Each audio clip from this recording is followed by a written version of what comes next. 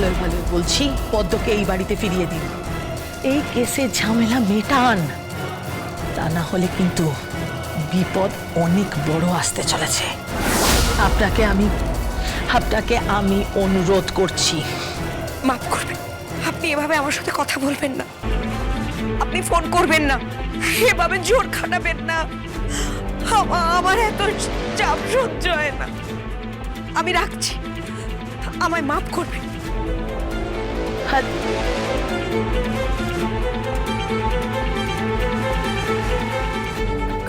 কাঁদছো কেন? কি করে ওনাকে বলবো বলতো? ওর বাড়িতে যে বউটা আছে সে আমার বড় মেয়ে। কি করে ওনাকে বলবো বলতো? সম্পর্কে আমি ওর বিয়া নই। কি করে ওনাকে বলবো বলতো?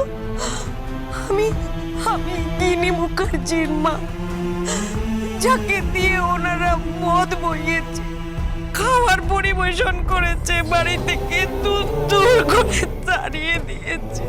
কি করে ওনাকে বলবো বলতো? আসলে গীতাই গিনির বোন। কি লড়াই লাগলো রে বন্ধু, কি লড়াই লাগলো! আমি কোন মুখে বলবো, আমি কোন মুখে বলবো এ ভগবান, কোন মুখে বলবো? কি বললো? রাজি হলো না, কিছুতেই রাজি হলো না। শোনো, আমি কিন্তু তোমাকে বলছি, কাব্যা বারবার আমাকে ফোন করছে, বারবার ফোন করে কষ্ট পাচ্ছে। স্বস্তিক আর কাব্যার বিয়েতে যাতে কোনো বিঘ্ন না ঘটে তার দায়িত্ব কিন্তু তোমার। আমি আর কিচ্ছু জানি না, আমি কিচ্ছু জানি না।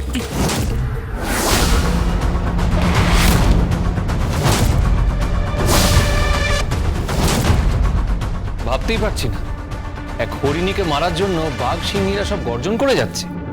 প্রলয়! হ্যাঁ, আমি সত্যি অবাক হয়ে যাচ্ছি। কেসটা তো কোর্টে উঠে গেছে, লড়াই হচ্ছে তো। এই তো আগের দিন পেপারে দেখলাম যে বড়দা তো একবারে কোর্টে ফাটিয়ে দিয়েছে। হ্যাঁ, টিভিতে দেখলাম তো ইন্টারভিউ।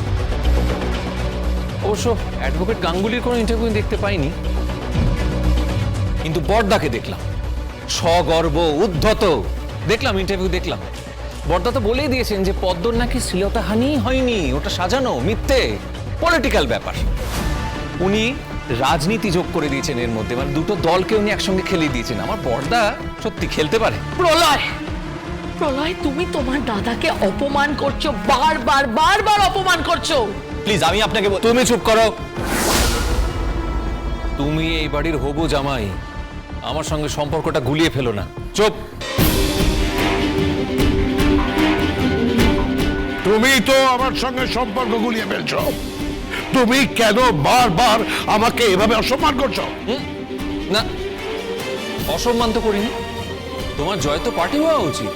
তুমি তো কোর্টে অ্যাডভোকেট গাঙ্গুলিকে প্রায় পিষে ফেলেছো, নানা রকম ধারা, মক্ষ সব চাল ধারা, কত কিছু দিয়ে। আচ্ছা, মেয়েটা নিশ্চয়ই দিশাহারা হয়ে গেছে না? আর তারপর সে কোনো ঠিক ঠিকানা না পেয়ে ওখান থেকে নিশ্চয়ই পালিয়ে গেছে। আর তোমার জয়ের তো সেলিব্রেশন করা দরকার বড়দা, কি তাই না? কি বড় বৌদি, তুমি চুপ করে আছো কেন? কিছু বলো। আরে গিনি, তুমি তো এবাড়ির বউ, সেলিব্রেট করো। সেলিব্রেট করতাম, কিন্তু জয় তো আসেনি। মানে আর একটা ডেট বাবা বললেন। মেয়েটা উল্টো চাল দিচ্ছে। কি? হ্যাঁ, মেয়েটা উল্টো চাল দিচ্ছে, আমাদের চালের উল্টো চাল দিচ্ছে। খুব ইন্টেলিজেন্ট, আইনটা খুব ভালো বোঝে। তাই? হ্যাঁ তাই, সত্যি তাই? কি বড়দা, কি বলছে? তাহলে জয় তো এখন অনেক দূরে, নাকি জয় এখন শুধুই মরিচিকা?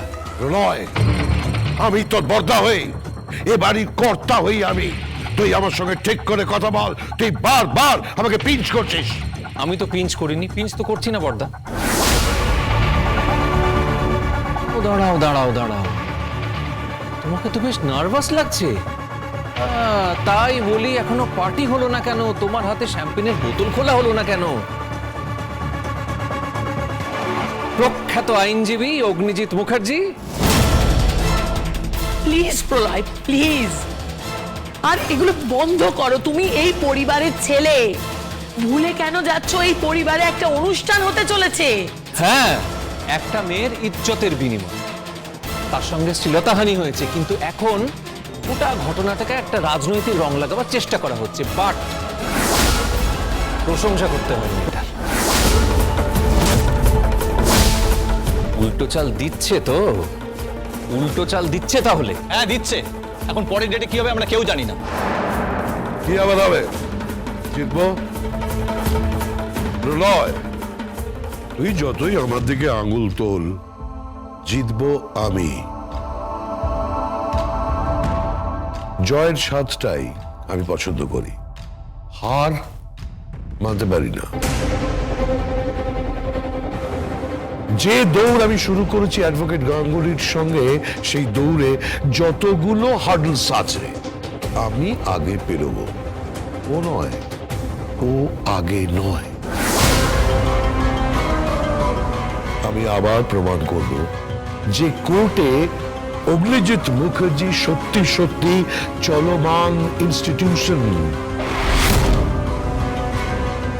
যে অপরাজেয়, যে কখনো কোনো কেস হারেনি।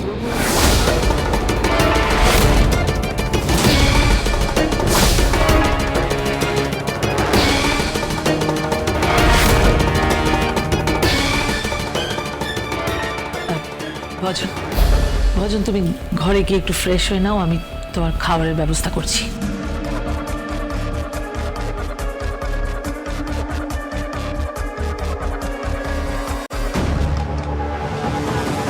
এটা সত্যি কথা বলবে? কি? তুমি যতই তোমার কথার ধাঁধায় সবাইকে ঘোরাও না কেন, সবাইকে ফাঁকি দাও না কেন, আমি শিওর যে তুমি অ্যাডভোকেট গাঙ্গুলিকে চেন। আর ওনার সঙ্গে কি তোমার কোনো সম্পর্ক আছে? কি হলো, চুপ করে আছো কেন? বলো, কোনো সম্পর্ক আছে? হ্যাঁ আছে। কি সম্পর্ক? সাপে নেউলে। মানে? আপনি বুঝবেন না, আগে এই পরিবারের একজন হন, তারপর আপনি বুঝতে পারবেন। পদ্ম শ্লীলতাহানির কান্না আপনার চোখে পড়ছে, কানে আসছে ওর কান্নার আওয়াজ। কই, আমার কান্নার আওয়াজ তো আপনার কানে যাচ্ছে না। গত 1 বছর ধরে নিজের স্বামীকে না পেয়ে আমি গুমড়ে গুমড়ে কেঁদেছি। কোথায় প্রলয়জিৎ মুখার্জি? কোথায়? আমার কান্না তো আপনার কান অবধি পৌঁছায়নি। হ্যাঁ, সারাক্ষণ শুধু অ্যাডভোকেট গাঙ্গুলি, অ্যাডভোকেট গাঙ্গুলি সবাই বলে যাচ্ছে। এদিকে এই বাড়ির বউ দগ্ধে দগ্ধে মরছে। কোথায় সেই দিকে তো কারোর নজর নেই, নেই সেই দিকে কারোর নজর। এটা তো হওয়ারই ছিল। যতদূর আমি জানি, তুমি তোমার বোনের নাম ভাড়িয়ে আমাদের বাড়ির ছেলের সঙ্গে প্রেম করে তাকে ফাঁসিয়ে বিয়ে করেছিলে।